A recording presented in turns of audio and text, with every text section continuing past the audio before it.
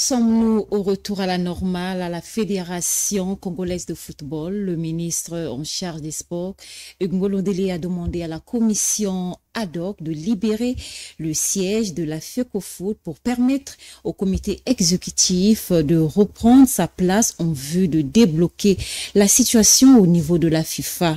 Quel est donc l'avenir du football congolais? On en parle dans cette grande interview avec Christian Manyongi depuis la France. Il est consultant sportif. Bonsoir Christian Manyongi. Et c'est un plaisir pour nous de vous avoir. Christian Manyongi, l'actualité sportive au Congo est dominée ces dernières heures par le courrier de la FIFA qui répond à celui du ministre des Sports, véritable guerre épistolaire. Que peut-on comprendre d'abord du courrier de Hugues Ngolondele et la réponse de la FIFA? Alors, il faut comprendre que les ministères des Sports ont entrepris des actions depuis un moment pour permettre à ce que la situation revienne à la normale.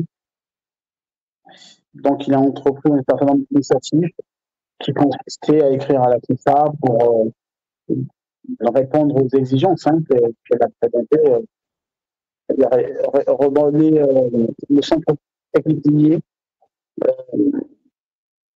le siège de la FECOFOOT, et permettre à ce que le football revienne à la normale, donc par une activité gérée par le comité exécutif. Mon père de famille, ce qu'il avait fait d'abord, c'était faire une écoute large de toutes les personnes et toutes les ressources humaines et associatives qui sont dans le football congolais, comprendre la situation et ensuite écrire à la FIFA pour prendre des engagements, pour faire en sorte que le texte des statuts de la FIFA soit respecté, et surtout que le code d'éthique de la FIFA soit respecté. Donc, il y a un certain nombre d'initiatives qui ont été entreprises, le courrier qui a permis d'invalider la responsabilité de l'autorité du comité ad hoc et de faire en sorte que le comité exécutif retrouve ses bureaux et le centre politique national comme c'était expliqué par la FIFA. Voilà. Mal à appliquer les exigences de la FIFA.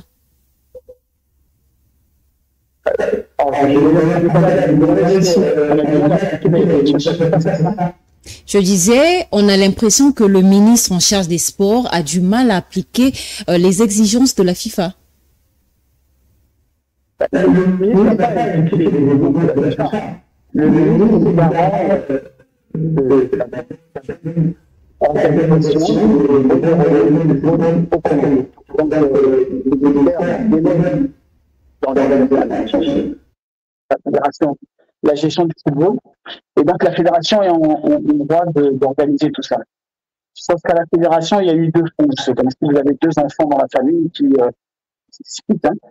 Vous n'allez trancher dans l'art tout de suite, vous allez prendre le temps d'écouter les deux parties pour savoir qui a raison et qui respecte les textes. En l'occurrence, la commission ad hoc qui était affiliée à un dissident, c'est d'abord des membres de la fédération et puis il y a le comité exécutif à qui on reprochait une mauvaise gestion ou en tout cas une mauvaise organisation du football. Donc le ministre a pris le temps d'écouter et de tirer les conclusions pour savoir comment faire en sorte d'organiser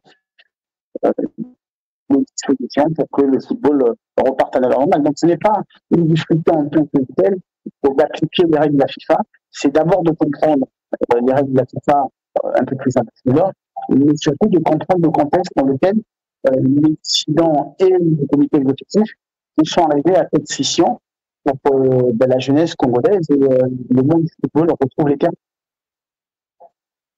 Le durcissement du ministre en charge des sports, on a constaté qu'il fait volte-face et ouvre la voie aux discussions. Pourquoi ce revirement du ministre Hugues? Alors, vous parlez de volte-face. Moi, je ne pense pas qu'il y ait volte-face parce qu'il est constant dans son appréciation et dans son fonctionnement. C'est-à-dire que depuis 2022, il y a eu l'élection du président Maïla conditionnée par un accord quadripartite, c'est-à-dire entre la FIFA, la CAF, la Fédération congolaise de football et le ministère. Il a été constaté qu'il y a un code électoral qui avait été modifié, qu'il y a des statut qui ne répondait pas aux conditions, en tout cas statutaires de la FIFA. Donc le ministère avait demandé à ce qu'il y ait une concertation consensuelle pour que les choses se fassent depuis 2022. Rien de cela n'a été fait, ce qui a emmené les fameux dissidents, donc la commission ad hoc, à demander une nouvelle organisation du football et surtout des explications au comité exécutif. Donc le ministre ne fait pas volte-face, il est linéaire dans ce qu'il a fait, c'est qu'au début, il y a une notion d'ingérence qu'il ne voulait pas franchir et qu'il a pris du recul jusqu'à ce qu'on arrive au point de non-retour, c'est-à-dire que les deux dissidents n'arrivent plus à se parler et à partir de ce moment-là, il intervient pour comprendre les exigences de la FIFA et pour les faire respecter, pour appeler le comité exécutif et le comité ad hoc à l'ordre et de mettre chacun face à ses responsabilités. Lors de la remise des clés à la commission exécutive même du siège de la FECOFOOT, mais cette décision-là n'est pas du goût, vraiment ne sont pas du goût du comité exécutif qui exige la procédure judiciaire transparente. Qu'est-ce qui bloque réellement? Ce qui bloque réellement, c'est l'analyse et surtout la compréhension de la démarche. La FIFA a posé des préalables pour qu'on revienne à la normale. Le ministère de la Jeunesse et des Sports a fait en sorte qu'on revienne à la normale. Le dernier bémol qu'il y avait, c'est qu'il y a une ordonnance du tribunal de grande instance qui a conduit à la mise en place du comité ad hoc. Et cette même ordonnance, par un courrier du ministère, toujours, quand ils ont demandé l'invalidation de l'autorité de la commission ad hoc, on a demandé deux choses à la commission ad hoc. D'une part, de rendre les clés, et d'autre part, qu'elle lève auprès du tribunal de grande instance la dénonce qui l'a emmené à s'installer dans le siège de la FECOFOOT.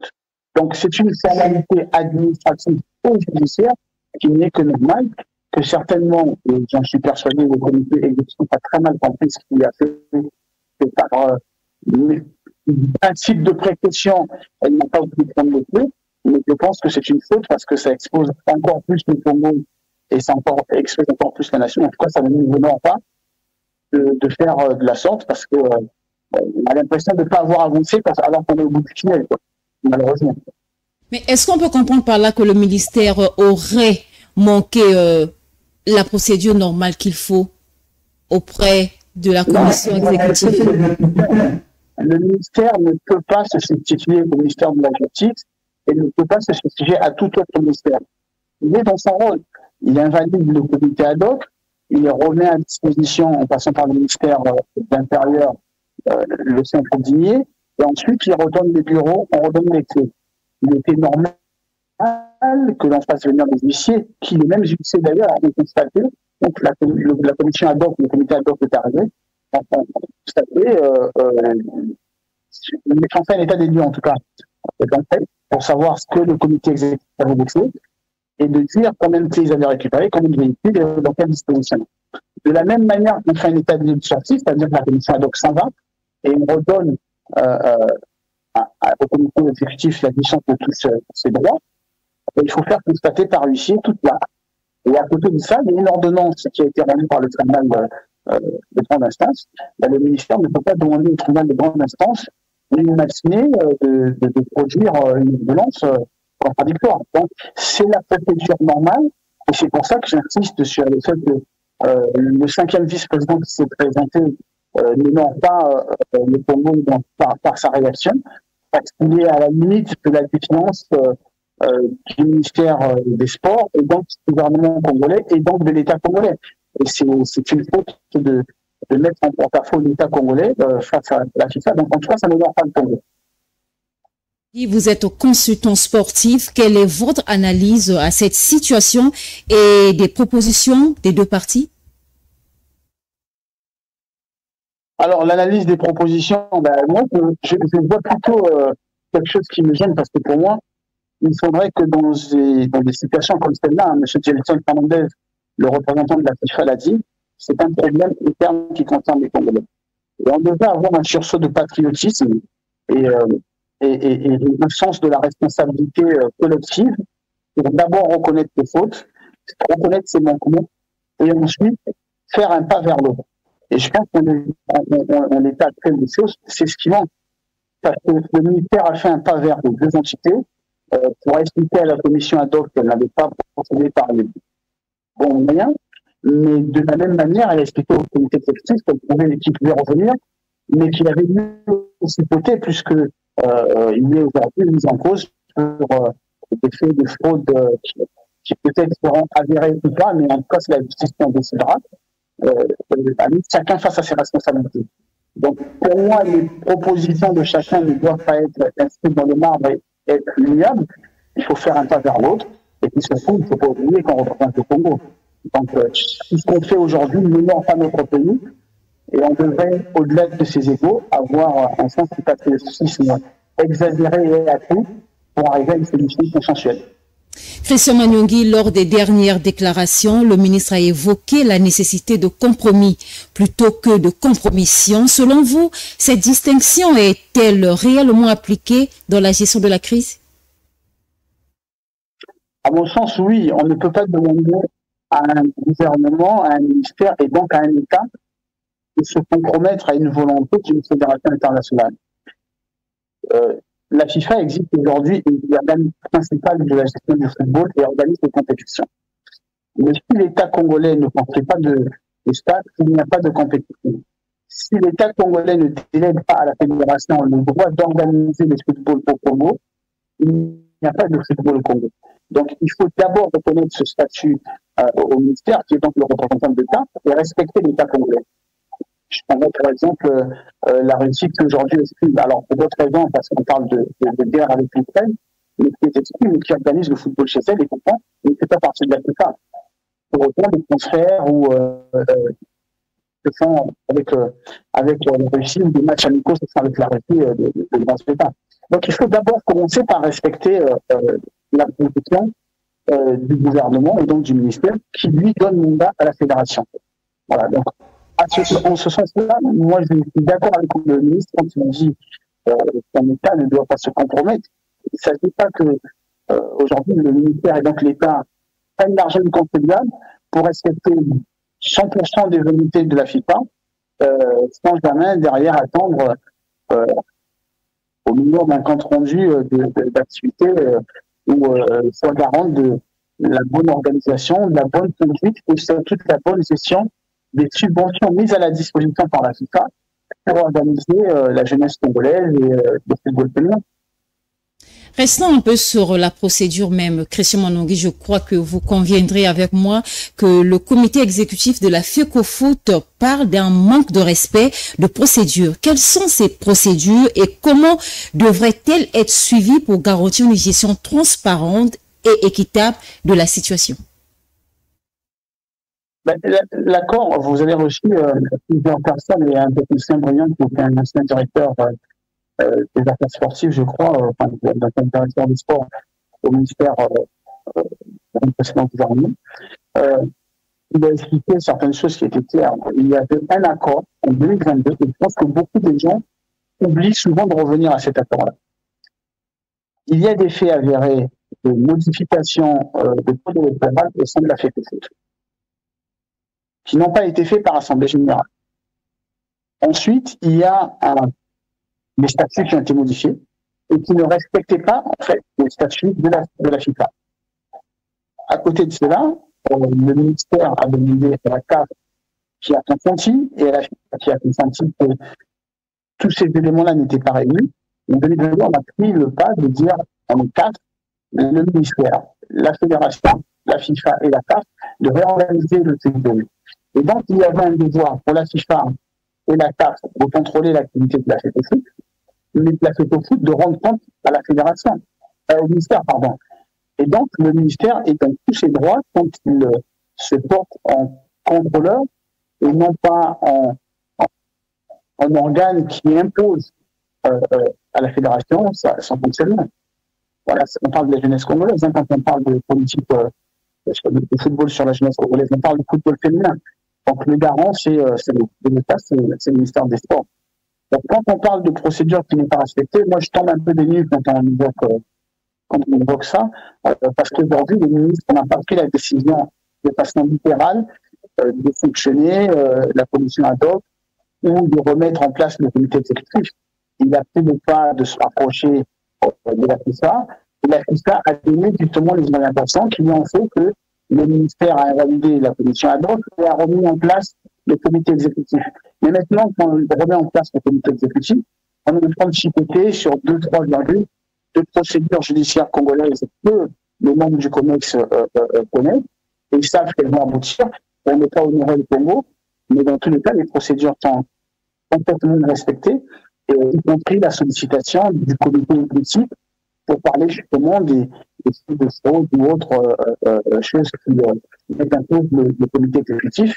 Et la commission d'éthique de la FIFA se saisira des dossiers et le fera dans le respect de la règle d'art.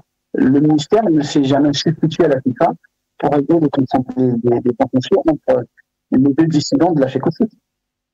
Christian Manyongi, ne pensez-vous pas que cette guéguerre entre la FECOFOOT et le ministère a peut-être ralenti un peu le niveau du football congolais?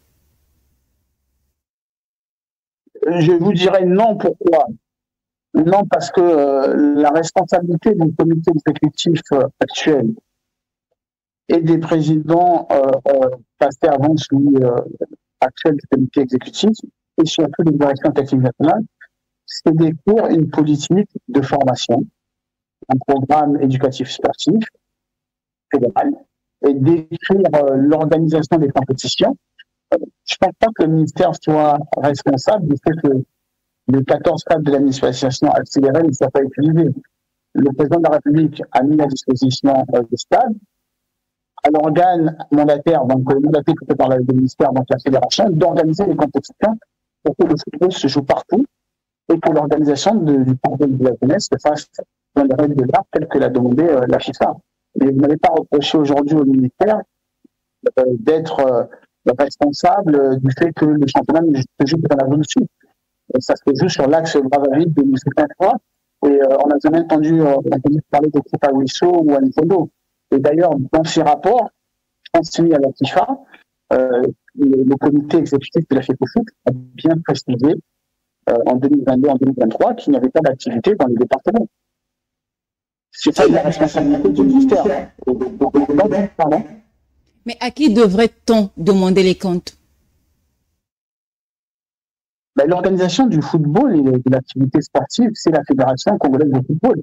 Les stades sont vides, ce n'est pas le fait du ministère, c'est le fait de la fédération. Et quand je dis fédération, je ne m'adresse pas au comité exécutif actuel, je m'adresse au comité exécutif précédent, je m'adresse aux directeurs techniques nationaux qui n'ont jamais rien fait pour que des politiques soient écrites et faites correctement. Je m'adresse aux personnes qui avaient la responsabilité d'organiser les championnats de jeunes et qui n'ont jamais fait. Je m'adresse aux personnes qui avaient la responsabilité d'organiser les championnats des femmes, hein, des féminines, que ce soit en zone ou ailleurs. Je m'adresse à ceux qui avaient l'autorité et le droit d'organiser les championnats interscolaires et de faire en sorte que nos équipes locales brillent, que notre football brille à l'international, que ce soit en club ou en équipe nationale.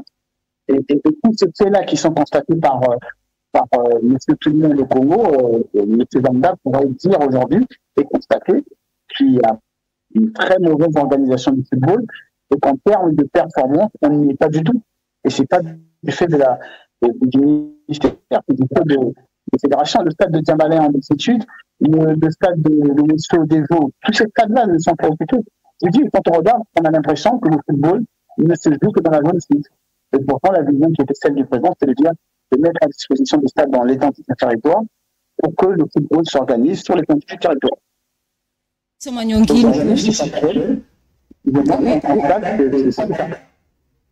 Christian Manyongi, nous pouvons dire la gestion des locaux de la fédération est désormais entre les mains des personnes autorisées. Comment devrait évoluer selon vous la gestion du football congolais à partir de maintenant?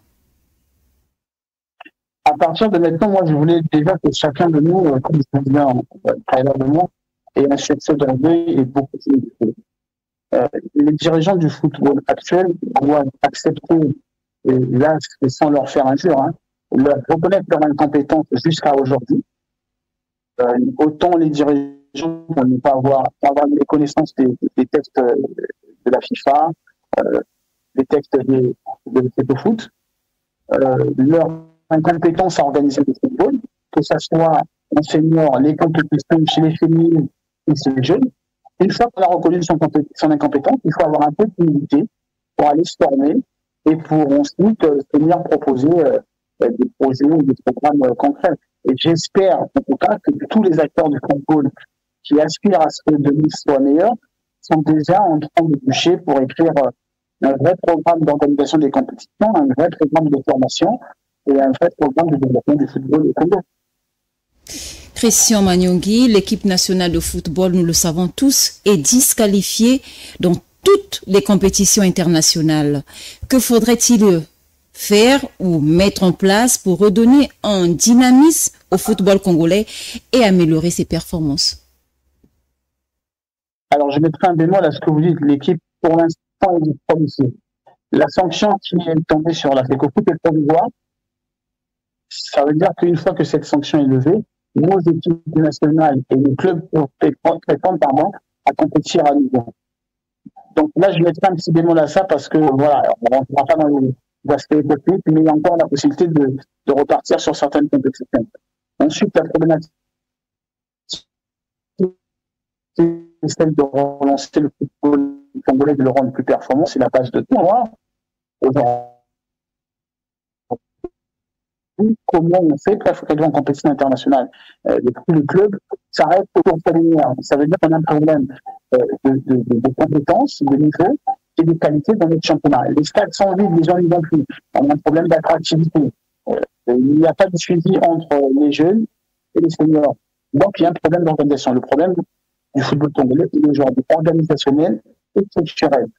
Au-delà d'être financier, puisqu'on parle de malversation, juste les acteurs du football, plutôt qu'à s'entre-déchirer et à rendre ridicule le jeu du monde du Congo, à se remettre au travail, à avoir beaucoup d'humilité et à faire comme l'a proposé le ministre, se mettre dans les groupes de travail pour proposer des solutions.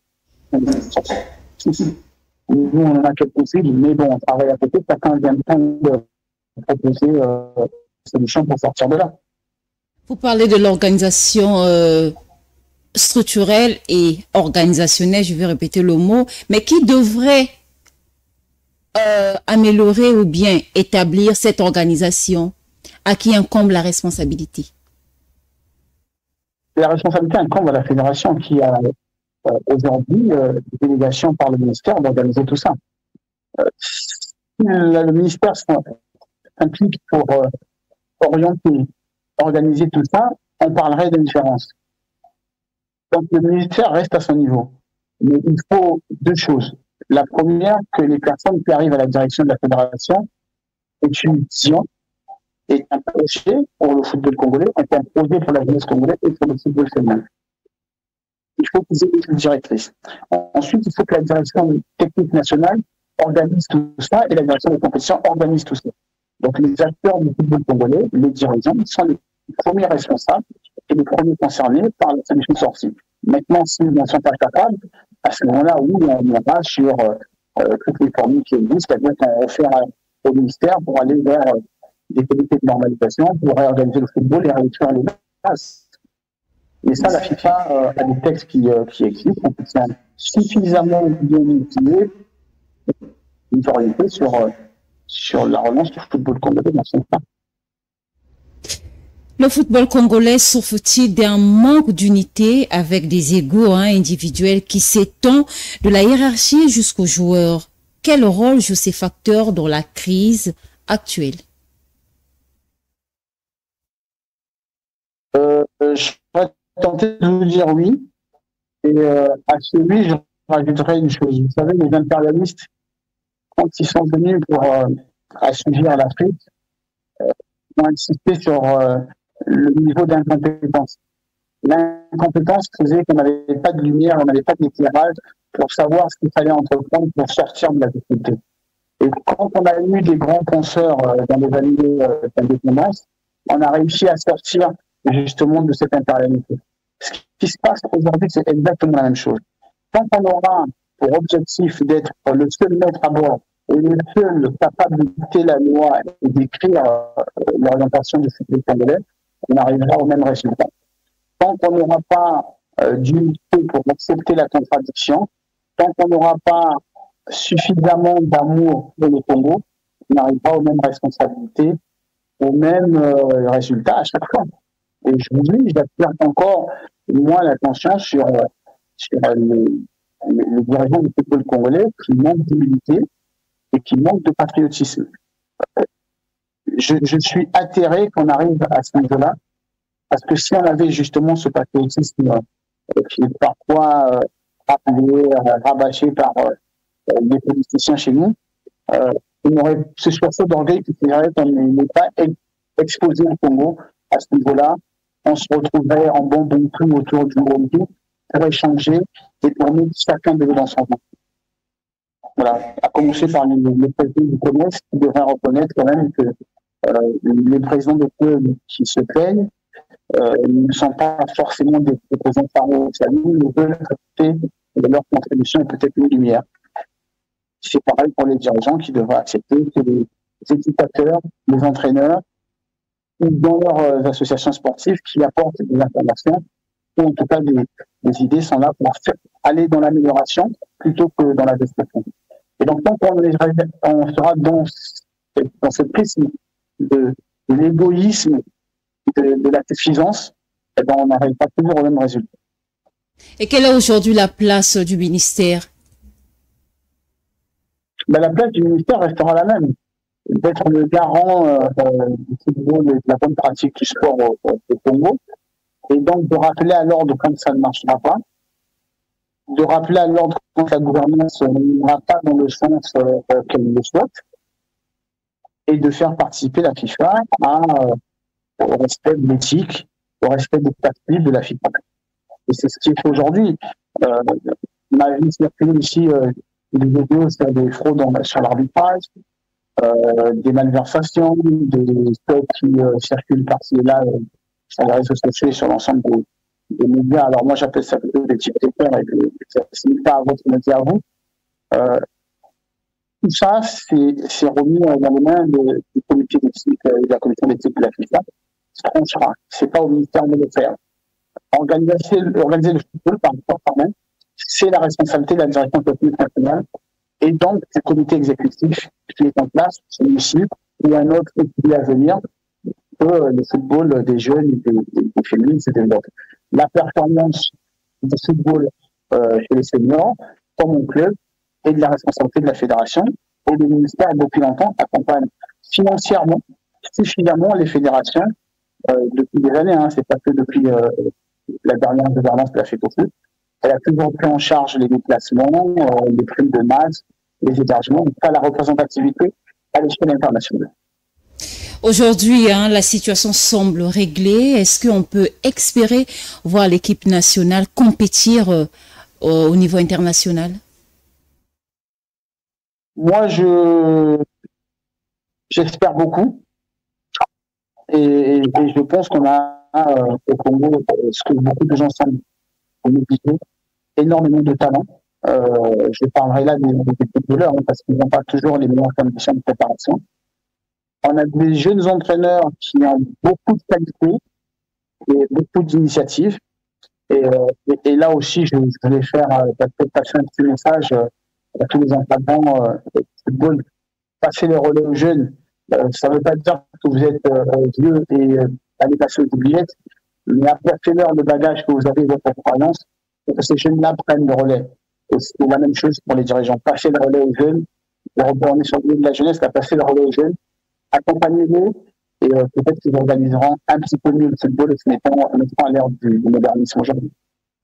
L'équipe nationale regorge des véritables talents en son sein, mais qu'est-ce qui peut expliquer le manque comment je peux dire le mot qu'il faut, le manque de succès ou bien de résultats, de scores, des meilleurs scores comme nous voyons ailleurs dans d'autres pays avec les équipes nationales? Mais c'est toute une organisation, comme je disais tout à l'heure, on a l'impression de fonctionner en compartiments qui ne communiquent pas ensemble. Pour avoir vécu cette expérience-là, les sélectionneurs entre eux, selon les catégories, ne communiquaient pas beaucoup ensemble. Alors que dans la logique des choses, la direction technique nationale et le comité exécutif de faire en sorte qu'il y ait du fluide. C'est-à-dire qu'un jeune qui est repéré et qui a du talent U17 son aspiration finale, c'est de finir en équipe A. Mais si le coach des 17 ne discute pas avec les 20, qui ne discute pas avec les 23 et les A, il va être difficile pour ce jeune-là de suivre ce parcours-là. Vous avez du talent à l'état pur, il va falloir produire pour emmener vers l'excellence au Congo, pour qu'on appelle de moins en moins les joueurs qui sont à l'étranger. Il n'empêche pas moins que ces joueurs qui sont à l'étranger, c'est soit des Congolais qui ont commencé au Congo, ils sont partis à l'étranger, soit des binationaux qui aspirent à revenir. Donc, il va falloir les séduire. Quand je dis séduire, ça ne veut pas dire qu'on se rabaisse pour les ramener vers nous, parce qu'il y a beaucoup de joueurs congolais de très grands talents qui ne viennent pas en équipe nationale parce qu'ils privilégient leur carrière simplement par la mauvaise organisation du football congolais, simplement parce qu'on est très mal structuré. Ils ont raison parce que c'est bien des professionnels, un peu comme vous, vous n'allez pas sacrifier votre avenir. Et bien eux non plus ne sacrifient pas leur avenir parce que le Congo est très mal organisé. Et comme je parlais d'humilité tout à l'heure, il faut savoir être humble, reconnaître qu'on a très mal fait. L'abord des professionnels binationaux est très mal fait. L'attractivité du football congolais, c'est quand même hallucinant. On n'a plus de supporters dans les stades. Notre championnat a un ou deux sponsors, alors qu'on a de très grandes entreprises citoyennes au Congo. On a vu là un problème d'organisation et de structuration. Et donc, voilà, pour moi, les choses sont claires. Il va falloir se mettre à l'heure du modernisme, il va falloir se mettre à l'heure du football mondial d'aujourd'hui et arrêter de se situer dans les années 70. Mais pourquoi le Congo ne se lance pas dans la recherche ou bien dans la recherche de nouveaux talents pour dénicher un peu ces jeunes joueurs-là qui ont du jeu, du foot? Ça s'organise, madame. Ça s'appelle un programme éducatif football. C'est-à-dire que la direction technique nationale, je prendrai notre cas, nous au Congo, on a encore les championnats de dessus, donc un inter-école, on a le moyen foot, c'est des bases qu'il ne va pas falloir effacer parce que c'est ça qui fait la qualité du football congolais, qui a toujours fait la qualité du football congolais. Donc il va falloir organiser la formation des jeunes, ensuite les emmener vers le club de foot, pour qu'il y ait la partie formation du club de foot, et de cette jeunesse et de cette formation, passer au senior. Aujourd'hui, vous n'avez quasi aucun des clubs de foot de au Congo qui n'a des équipes U15, des jeunes, des juniors ou des minimes ou des cadets, pour anticiper, former et préparer l'avenir. Comment vous voulez résoudre ce problème-là? On ne peut pas être performant tant qu'on ne met pas en valeur la formation. On ne peut pas être performant tant qu'on n'assure pas le lien et la continuité entre la formation et la performance. Et ça va jusqu'à la formation de nos éducateurs. Je vous rappelle quand même qu'aujourd'hui, on a créé 2 entraîneurs qui aujourd'hui respectent les normes de la CAF et le comité exécutif de la Fédération congolaise de football en est responsable. 2 entraîneurs sur l'ensemble du territoire qui aujourd'hui prétendent à prendre des équipes au niveau national, international, pardon. C'est une aberration. On peut comprendre par là que la formation serait donc le clou pour le football congolais. Vous êtes en plein dedans. La formation des dirigeants, je parlais tout à l'heure d'humilité et d'incompétence. Dire à quelqu'un qu'il est incompétent de ne pas lui faire un jour, c'est simplement de lui demander de refuser l'incompétence et donc de se former, de se mettre à niveau. Ce qui permettrait au président d'être meilleur qu'aujourd'hui. Dire à un éducateur qu'il est incompétent, ne pas lui faire offense, c'est une façon de lui demander d'avoir un sursaut d'orgueil pour aller chercher la performance, pour être meilleur aujourd'hui et encore plus fort demain. Dire à un joueur qu'il est incompétent ne veut pas faire offense à son organisation, à ses compétences, mais il a un talent à l'état brut qu'il va falloir produire, et ensuite des codes à respecter sur la technique, sur la formation, sur le temps de repos, sur des aspects techniques. Il va falloir respecter parce que c'est la norme internationale du football d'aujourd'hui. Donc voilà, comme je disais, la formation, c'est la base de tout, et la formation, c'est le premier pas vers le refus de l'incompétence. Toutes ces règles sont des bases. Elles sont écrites, elles sont internationales, elles sont communes à tous. Aujourd'hui, vous prenez n'importe quel enfant aujourd'hui, même celui qui est en CM2, Il sait combien de séries d'abdominaux Cristiano Ronaldo est emmené à faire. Il sait quels sont les exercices que Lionel Messi fait pour arriver à être aussi adroit. Il va savoir quels sont les exercices. Et il y a de plus en plus, à l'heure de la 5G aujourd'hui au Congo, on a accès à tous les réseaux sociaux et donc à toutes les vidéos de formation, qu'on soit entraîneur, qu'on soit joueur, qu'on soit dirigeant. Et sur le site de la FIFA, de la CAF, tous les outils sont à disposition. C'est pour ça que je parle de refus d'incompétence et de premier pas vers l'auto-formation avant que l'organisme ait en droit de le faire, c'est-à-dire la fédération, et ensuite le ministère nous le dicte. Mais je vous prends pour un exemple, et je ne sais pas si on peut faire ça en tant qu'exemple. Le ministère a écrit dans son code du sport une disposition pour organiser la professionnalisation du football. C'est à la fédération et aux dirigeants du football congolais de s'approprier de ces dispositions mises en place par le gouvernement congolais pour aller vers la professionnalisation et donc pour aller vers la performance. Refuser de s'en approprier parce que c'est disponible depuis 2023, c'est refuser d'aller vers la performance. Et donc, on ne sait pas que les stades soient vides et qu'on ne sait pas d'avoir de mauvais résultats. Si avant de nous séparer, Christian Manyongi, selon vous, que doit faire le Congo pour relever le niveau du football et pour mieux se distinguer à l'international, quelles mesures concrètes devraient être prises? La première, c'est de se former. On va revenir dessus, c'est un peu rébarbatif, mais c'est la vérité. La deuxième, c'est d'organiser mieux son football. Et je parle des championnats. Et la troisième, c'est une meilleure gouvernance. Et c'est la base de tout. Si les fonds alloués à la jeunesse se retrouvent utilisés à d'autres fins, on n'y arrivera pas. Si les fonds destinés au développement du football féminin n'arrivent pas à leur fin, on aura autre chose. Vous avez vu l'état dans lequel se trouve le centre féminin. Ça fait près de 12 ans qu'on parle de ce centre féminin et jamais une seule fois on a formé le gamin là-bas. Ça dit tout sur la gouvernance du football au Congo. Donc aujourd'hui, voilà, moi j'ai envie de dire, si on doit le résumer en un seul mot, c'est le champion national qui fera qu'on s'en sortira. Merci bien, Christian Manyongi. C'est par ces mots que nous bouclons notre grande interview de ce soir. Merci à vous. Au plaisir de vous retrouver une prochaine fois. Avec plaisir aussi, merci de l'avoir. Merci à vous, chers internautes, de nous avoir suivis. J'étais avec Christian Manyongi, il est consultant sportif. Avec lui, nous avons parlé de la crise au niveau de la FECOFOOT. Bonsoir et portez-vous bien. Merci à vous.